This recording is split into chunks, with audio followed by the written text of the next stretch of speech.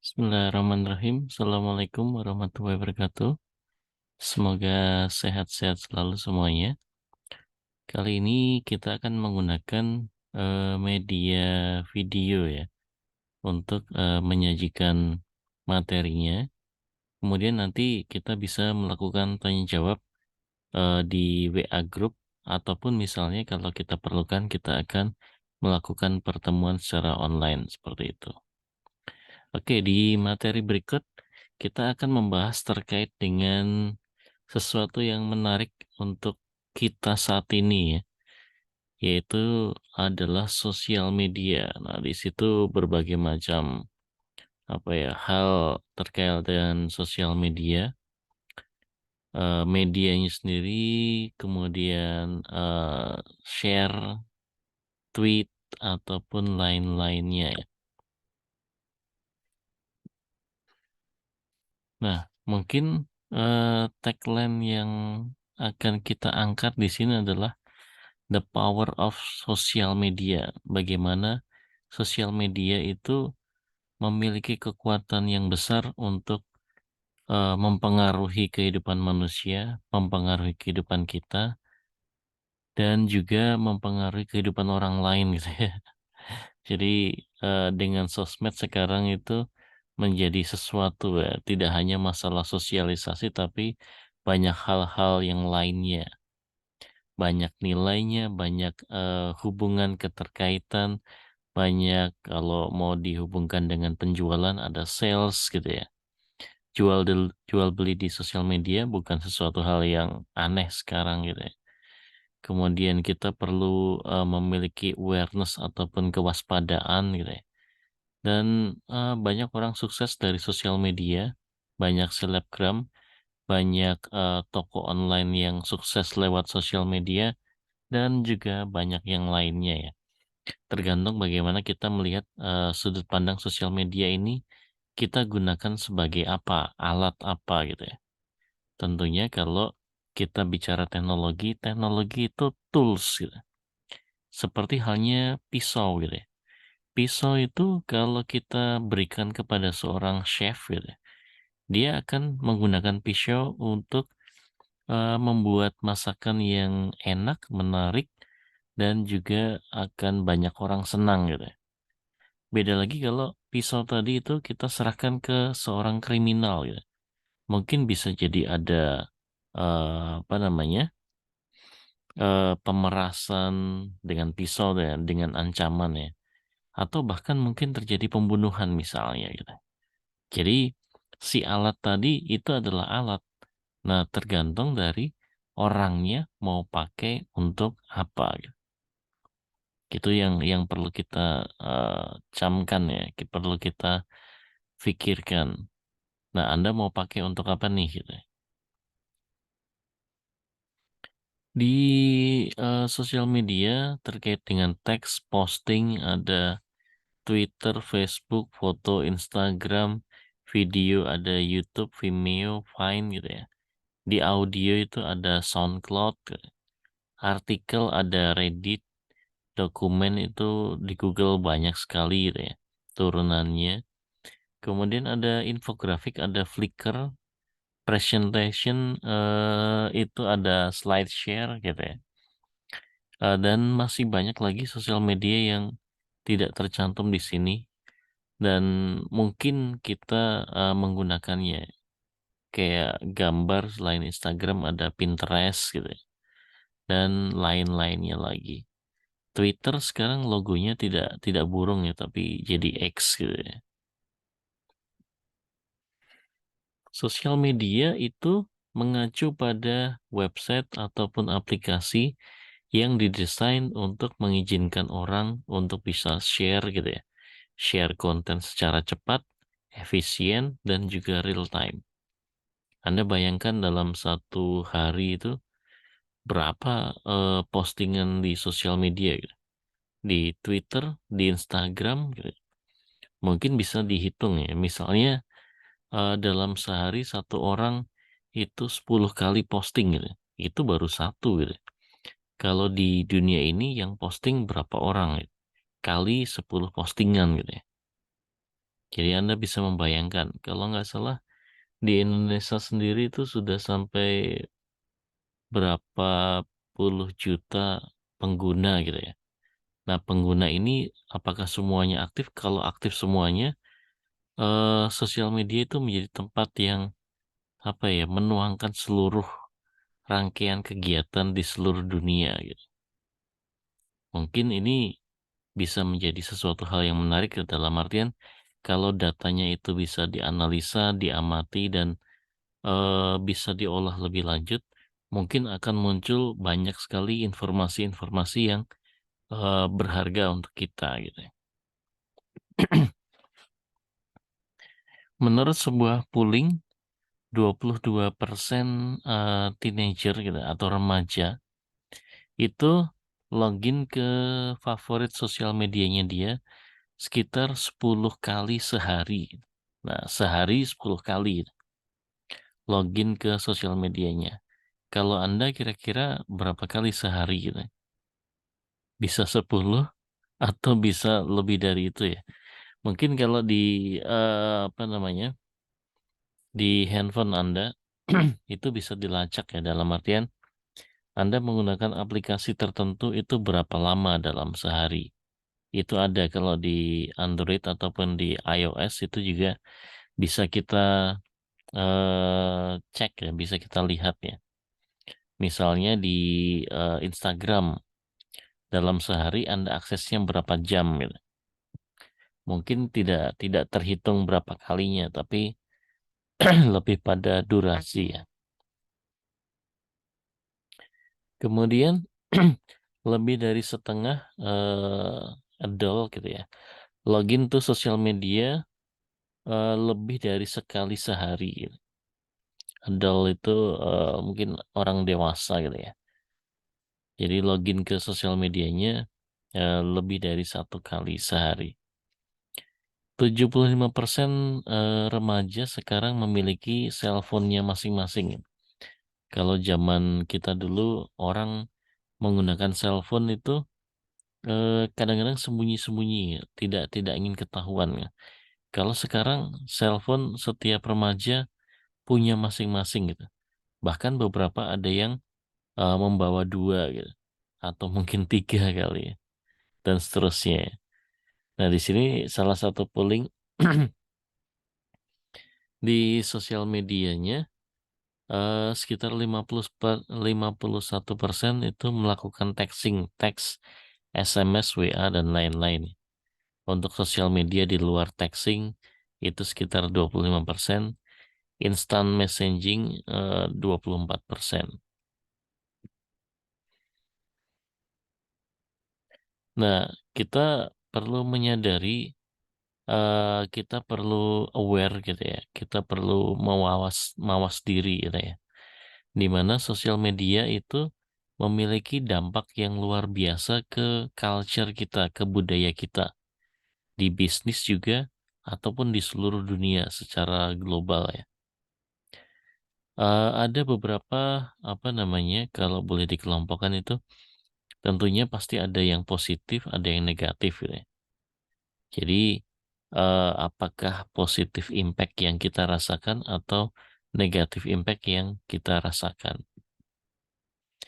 Positif power seperti untuk di area anak-anak, children, dan dewasa gitu ya. Kemudian yang kedua, bisa meningkatkan learning opportunities atau kesempatan belajar. Kemudian informasi kesehatan dan juga isu-isu kesehatan terkini gitu ya. Yang keempat, kekuatan di dalam bisnis. 5 di politik. 6 itu terkait dengan non-profit organization ataupun hal-hal yang lainnya. Kita bahas satu persatu ya. Terkait dengan di area anak-anak dan orang dewasa gitu ya. Di sini sosial media bisa meningkatkan individual ataupun kelompok kreativitasnya melalui pengembangan ataupun sharing bersama. Jadi secara individu atau secara berkelompok itu kreativitasnya meningkat, komunikasinya menjadi lebih lancar, gitu. Berbaginya, sharingnya, mengembangkan sesuatu dan lain-lain. dan juga bisa menumbuhkan ide dari blog yang kreatif, video, kemudian short video ataupun lainnya gitu. Sekarang kreativitas itu sungguh sangat luar biasa gitu. Tidak ada batasannya, kadang-kadang malah melewati batas gitu ya. Nah, itu yang perlu dicegah ya. Tapi kalau kreativitas yang ke arah positif harusnya itu bisa lebih ditingkatkan. Kemudian kesempatan terkait dengan mungkin community engagement gitu ya. Jadi engage jangkauan ataupun keakraban komunitas gitu ya. Itu bisa sangat terfasilitasi apa namanya dengan adanya sosial media ini. Jadi komunitas-komunitas tertentu bisa ngumpul bareng, bikin grup bareng gitu ya.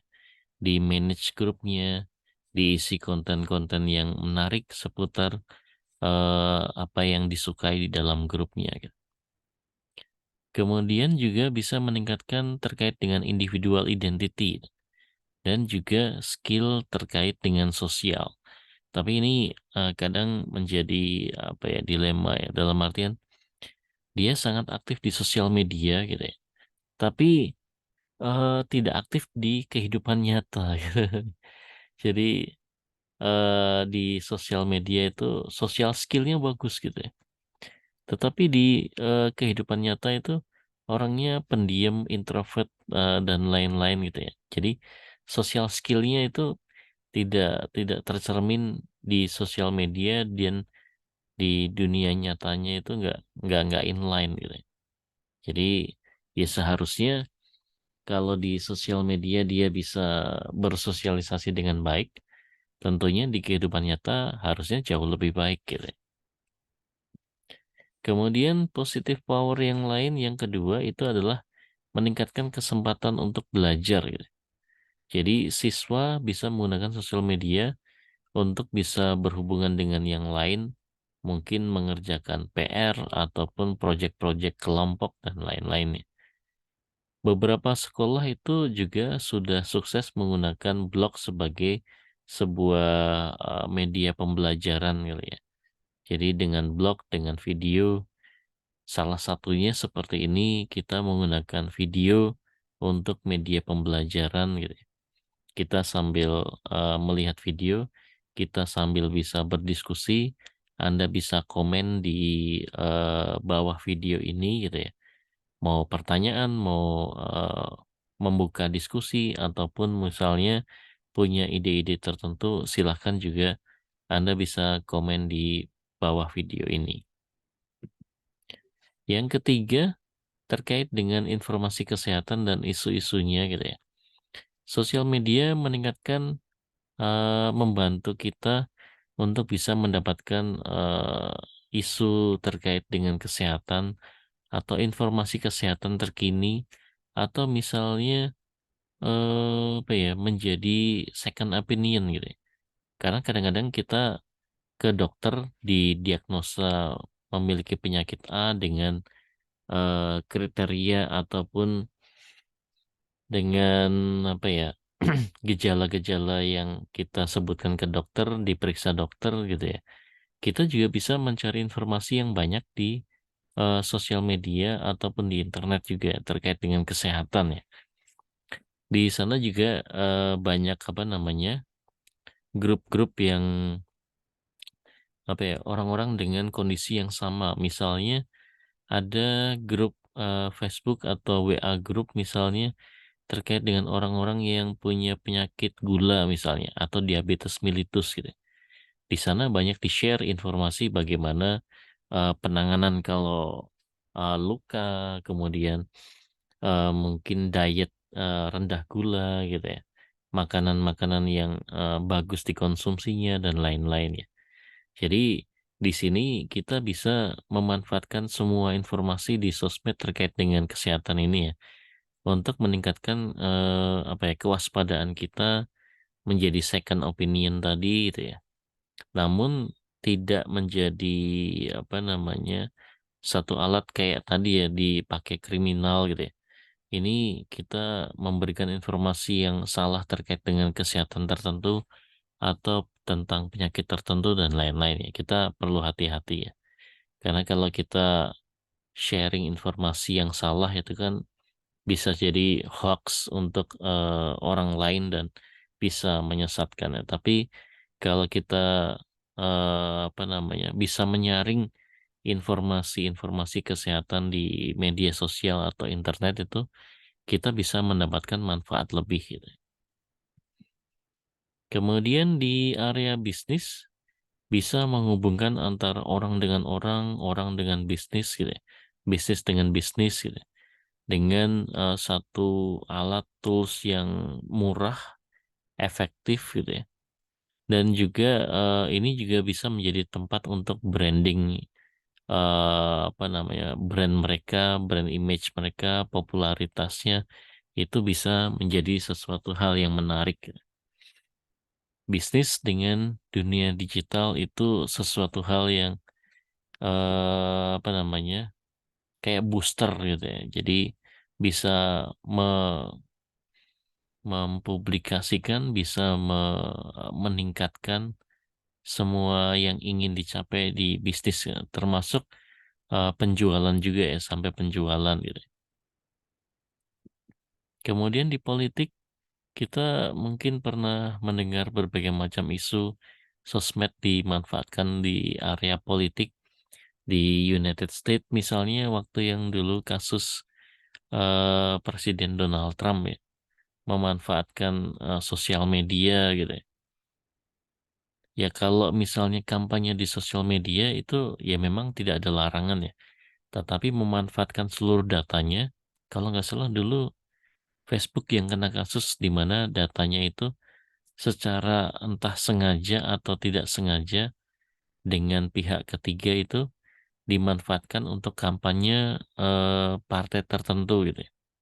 Nah itu kena kena pasal di persidangan di US gitu ya. Jadi itu perlu hati-hati ya. Tapi kalau misalnya apa namanya menggunakan sosial media sebagai tempat kampanye ya sah-sah saja. Tapi penggunaannya harus tetap sesuai dan mengikuti regulasi yang ada. Kemudian non-profit organization, banyak sekali non-profit organization terfasilitasi dengan adanya sosmed. Mereka bisa membangun profiling organisasinya gitu ya. Mereka bisa membangun apa namanya komunitasnya, membangun campaign atau apa ya, mereka mensosialisasikan sesuatu gitu ya di halaman sosial medianya mereka, menyebarkannya ataupun mungkin mereka bisa eh, kalau tadi politik kampanye gitu ya. Ini mungkin kampanye yang sifatnya baik ya karena non-profit organization itu kan memang desain utamanya itu adalah mereka ingin berbagi, sharing dan tidak ada apa keuntungan secara langsung gitu ya. Jadi dengan sosmed mereka bisa menjangkau banyak sekali ratusan atau bahkan jutaan miliaran orang gitu ya, dengan sangat cepat. Hal-hal yang lain mungkin Anda pernah apa namanya ketemu teman lama di sosial media gitu ya, ketemu dengan old friend gitu ya. Mungkin dulu bestie di SD gitu, atau mungkin bestie di TK nggak tahu ya. Atau mungkin membuat teman-teman baru misalnya gitu ya. Atau malah mungkin ketemu jodohnya di sosial media. Nah, ini sesuatu hal yang menarik ya, di mana media digital itu sebagai sebuah sarana jembatan komunikasi. Kita juga bisa share konten, gambar, video, dan juga lain-lain. Kita juga bisa share pahala gitu ya. Kalau gambar videonya itu bermanfaat bagi orang lain, mungkin mengalir pahalanya buat kita juga. Terus kemudian kita selalu up to date terkait dengan global apa namanya informasi global ataupun lokal gitu ya. Kemudian kita juga bisa belajar berbagai macam perbedaan budaya, masyarakatnya, kemudian interaksi di dalam budaya itu ada mungkin budaya-budaya yang menarik pada suatu wilayah tertentu gitu ya. Itu tidak hanya masalah global ya, di Indonesia sendiri, di nasional itu perbedaan budaya kita antar wilayah itu luar biasa gitu, banyaknya gitu, dan banyak yang unik gitu. Mungkin bisa menginspirasi kita untuk nanti bisa jalan-jalan ke sana dan melihat secara langsung budaya-budaya tersebut. Nah, seperti oke ini ini kayak sebuah kalimat kalimat di film gitu ya. Atau kalau yang ingat mungkin filmnya Spider-Man gitu ya. Great power comes with great responsibility gitu. Jadi kekuatan itu hadir dengan tanggung jawabnya gitu. Apalagi kalau sosmed kekuatan yang besar gitu ya. Great power, kekuatan yang besar itu selalu datang dengan adanya great responsibility atau tanggung jawab yang besar juga gitu. Beberapa hal yang negatif itu terkait dengan sosial media, ada cyberbullying, ada online harassment gitu ya. Kemudian terkait dengan advertisement untuk pembelian gitu ya. Kemudian relationship, kemudian ada organisasi yang kurang baik atau tidak baik gitu ya. Contohnya di situ ada ISIS dan lain-lain. Cyberbullying dan online harassment itu jadi mungkin terjadi pemaluan gitu, humiliated, embarrassment atau dipermalukan secara online digital, di mana kita dipermalukan itu tidak hanya di tempat umum ya, media digital itu juga tempat umum juga. Dan apapun yang kita sudah posting online itu selalu ada jejak digitalnya. Beberapa itu pencemaran nama baik, kemudian tadi dipermalukan di tempat umum gitu ya, di dunia digital atau di sosmednya itu ada rekamannya atau terrecord gitu ya. Di digital itu ada namanya, ada case gitu ya. Kalau misalnya sudah dihapus itu case-nya kadang-kadang masih ada gitu. Jadi masih bisa diakses gitu ya. Sehingga pada saat misalnya kita pernah melakukan itu, cukup di print screen atau cukup di record layar atau apa itu bisa menjadi sebuah barang bukti gitu. Di mana apa namanya itu akan kembali menghakimi kita dalam artian ya sesuatu yang sudah goes online itu akan ada di sana dan ada jejak digital gitu. Mungkin kalau nanti ke depannya itu bisa masuk ke area digital forensik gitu ya. Negatif power yang lain itu adalah influence atau apa ya, ajakan atau pengaruh terkait dengan iklan-iklan untuk pembelian gitu. Di situ ada banner, di situ ada iklan lagi gitu. Di atas, di kanan, di kiri kadang-kadang pop up juga gitu ya. Ada banner ad, ada behavior ad, ada demographic ad. Mungkin kalau demografik itu kita berada pada satu wilayah tertentu dan di wilayah itu secara sengaja itu memang akan diberikan iklan-iklan tertentu pada wilayah tersebut gitu, berdasarkan lokasinya gitu ya. Nah, relationship negative power di tahun 2000-an itu orang makan itu duduk makan ngobrol gitu ya. Saling berinteraksi, saling bertatap muka gitu ya. Nah, di 2015 semua orang menggunakan gadgetnya masing-masing gitu. Mungkin mereka ngobrol gitu di situ ya sama anggota keluarga via grup gitu. Jadi orangnya di situ tapi ngobrolnya di mana gitu. atau mungkin ngobrol dengan orang lain gitu ya. Jadi kalimat yang menjadi tagline di situ tuh kan, mendekatkan yang jauh, menjauhkan yang dekat gitu ya. Nah, kalau bisa sesekali atau mungkin kesepakatan keluarga kali ya. Jadi kalau pas makan jam makan gitu ya, semuanya kumpul makan bareng, gadgetnya ditaruh gitu ya, atau bahkan dimatiin atau di silent gitu ya, supaya bonding keluarga itu menjadi baik gitu ya. Sebagai kesimpulan, memang semuanya akan kembali ke setiap penggunanya ya, di mana kita harusnya menggunakan sosial media secara bijak gitu untuk meningkatkan profesionalitas kita ataupun social life gitu ya.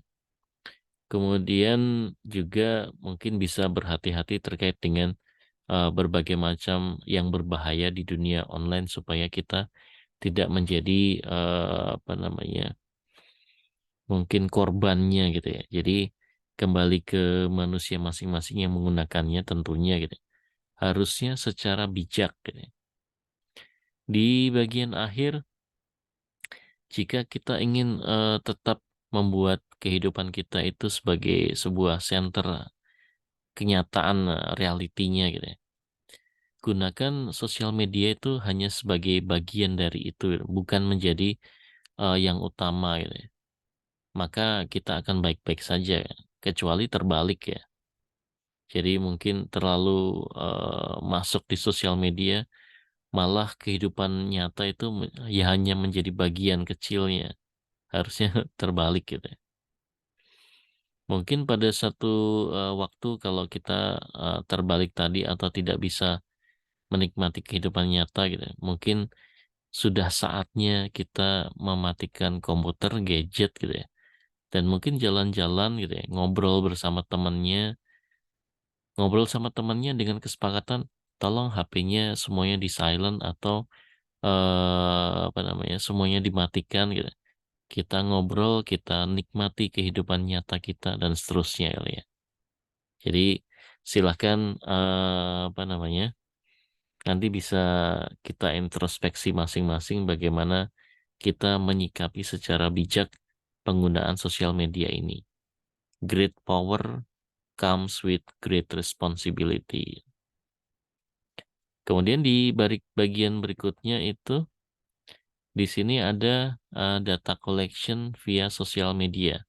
Ini nyambung ya. Dengan sosial media itu datanya akan sangat banyak sekali.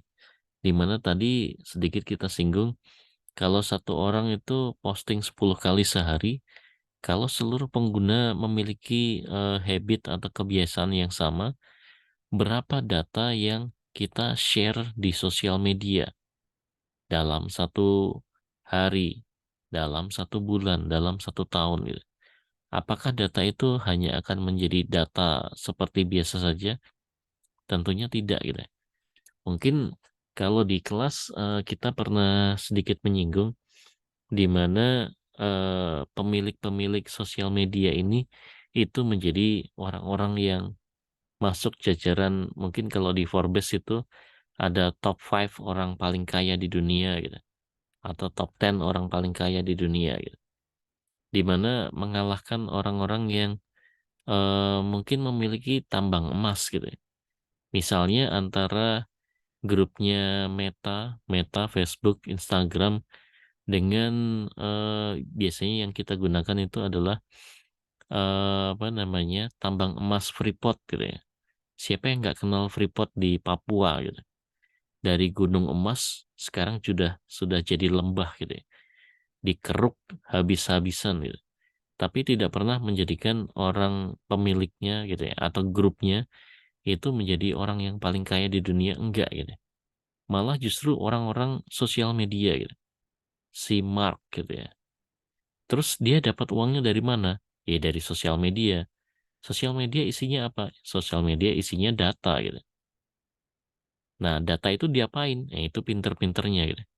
Bagaimana data itu dikumpulkan dan juga diolah untuk menjadi sebuah informasi yang menarik atau berharga tentunya ya. Jadi kalau boleh dikatakan data sekarang itu tidak hanya sebagai data gitu, tapi data itu menjadi sebuah aset gitu ya, yang sangat berharga tentunya. Nah, satu hal yang menarik di sosial media itu involvement atau keterlibatan dari volunteers, jadi relawan di dalam ilmu gitu ya. Jadi sosial mass participation, jadi partisipasi secara besar-besaran gitu ya.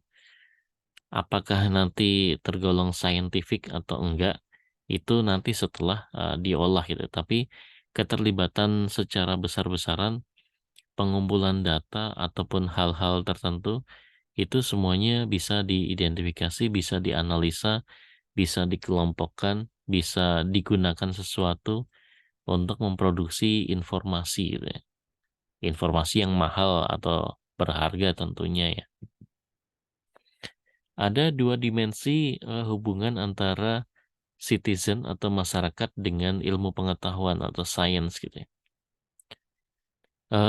Ilmu pengetahuan science itu harusnya bertanggung jawab kepada masyarakat terkait dengan concern atau kebutuhan dari masyarakatnya itu sendiri.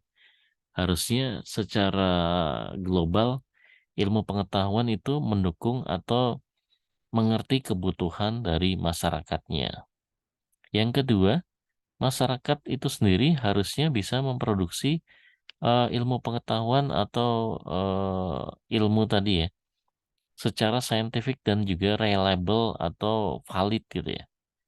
Jadi kadang-kadang kan kita temui informasi atau postingan di sosmed itu terlalu lebay gitu ya, atau mungkin ada hoax gitu ya.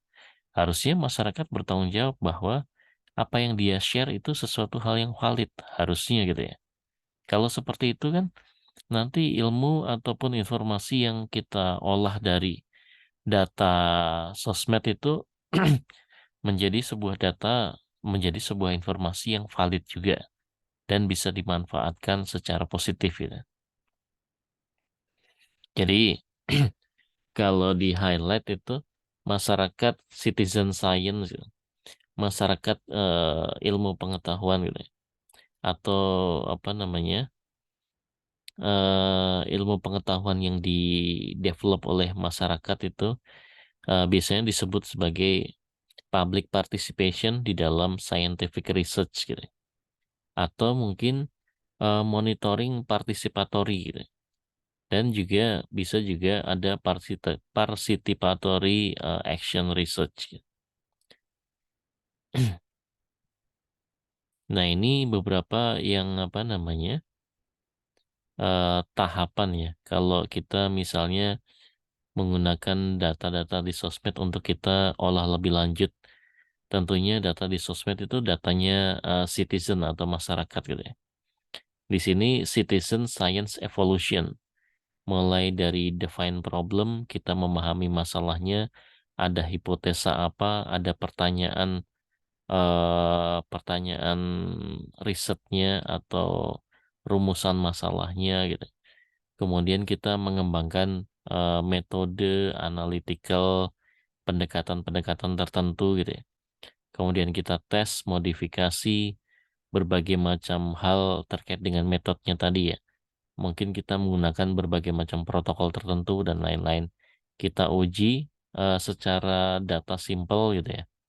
Sudah oke, berarti kita bisa lanjut untuk mengambil data dari sosmed dan lain-lain gitu ya. Tentunya data di sini itu ukurannya lumayan gede dan juga varietasnya lumayan ya. Karena data di sosmed itu kan tidak hanya teks ya, ada gambar, ada video gitu ya. Mungkin ada bentuk-bentuk lainnya. Kemudian baru dilakukan data analisis, kemudian ada interpretasinya atau terjemahannya atau mungkin meaningnya gitu ya.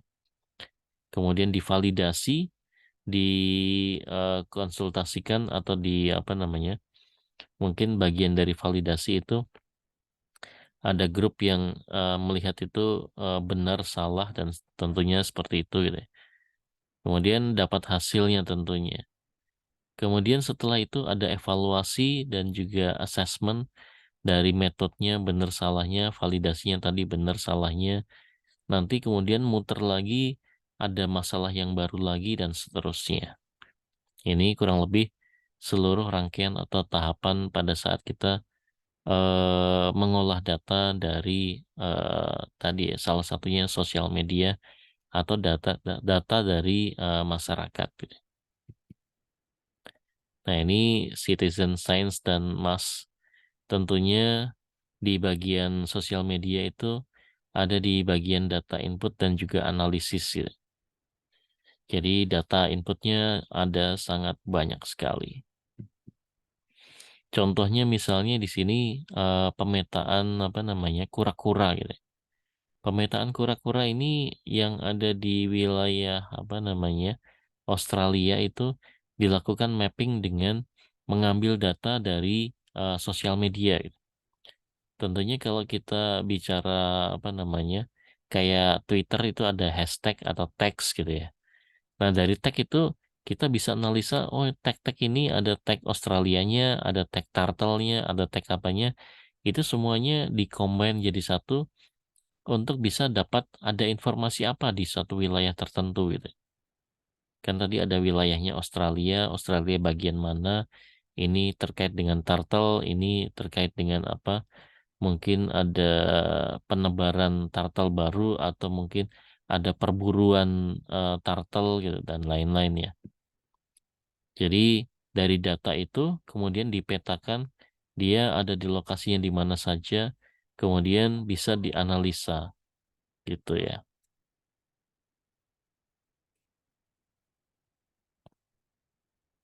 Ini lagi ada nih.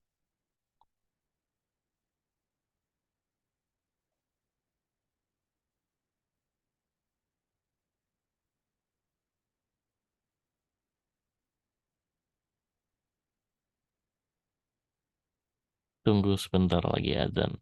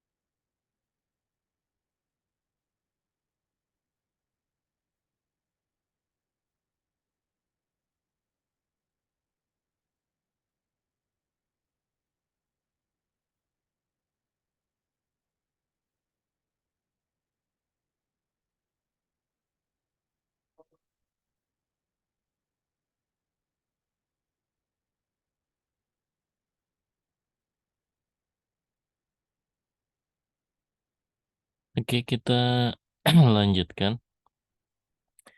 Tadi dari berbagai macam postingan sosial media bisa dipetakan oleh PC atau komputer gitu ya. Kemudian disajikan dalam bentuk grafik gitu ya. Dia lokasinya ada di mana, ada apa di situ dan seterusnya ya.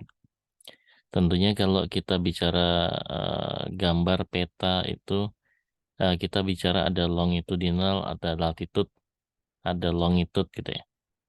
Mungkin kalau kita bicara gambar itu kan sebenarnya ada metadatanya di mana di situ ada latitude, ada longitude-nya. Kita bisa memetakan, oh itu foto itu ada di lokasi tertentu, foto itu ada di mana dan seterusnya gitu ya. Jadi pada saat Anda apa namanya mengambil gambar itu kan seringkali ada metadatanya terkait dengan GPS location-nya pada saat itu.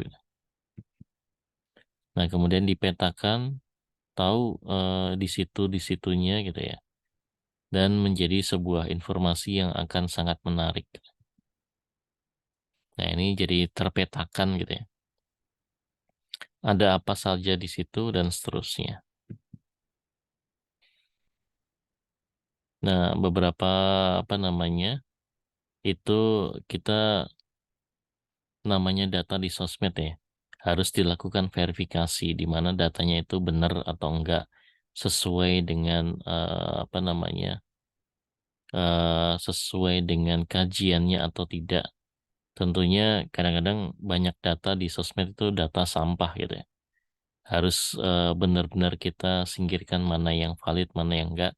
Perlu kita lakukan verifikasi gitu ya. Sosial media merupakan sebuah kesempatan gitu, atau enggak gitu ya.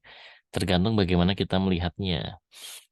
eh kita bisa mencoba mengidentifikasi setidaknya misalnya 3 side effect dari informasi yang di-sharing di sosial media. Apakah sosial media itu mempengaruhi perilaku kita, kehidupan kita gitu ya. Coba diidentifikasi berbagai macam perilaku yang apa namanya terpengaruh misalnya penggunaan Twitter ataupun Instagram ataupun misalnya TikTok dan lain-lainnya.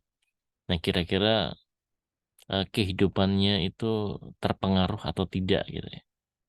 Mungkin kita bisa amati kita sendiri atau kalau bahasa anak sekarang mungkin circle-nya gitu ya. Apakah terpengaruh atau tidak gitu. Ini mungkin apa namanya? Contoh apa tugas yang ada di PPT ini ya. Nanti mungkin belum kita terapkan jadi nanti kita memberikan tugas kalau pas ketemu di kelas saja gitu. Jadi mungkin seperti itu terkait dengan presentasi materi kali ini.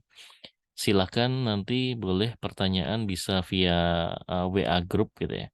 Atau misalnya kalau diperlukan silakan diusulkan mungkin kita perlu online meeting atau bagaimana ya. Karena mohon maaf untuk hari ini itu kita ada agenda keluar kota ke Boyolali, Sragen sama Klaten untuk bisa apa namanya ya mungkin kita ada tugas gitu ya untuk mengurus terkait dengan KKN gitu ya.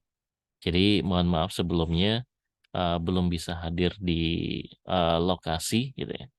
Dan itu tidak menutup apa namanya kesempatan kita untuk bisa menyajikan materi ini dan bisa berdiskusi lebih lanjut. Jadi silahkan bisa apa namanya mulai mungkin boleh bertanya di WA Group ataupun mau komen di video ini juga silahkan. Ini bagian dari cara kita menggunakan sosial media untuk bisa meningkatkan pembelajaran ya. Salah satu hal positif tadi. Oke, terima kasih. Semoga bermanfaat. Sekian, wassalamualaikum warahmatullahi wabarakatuh.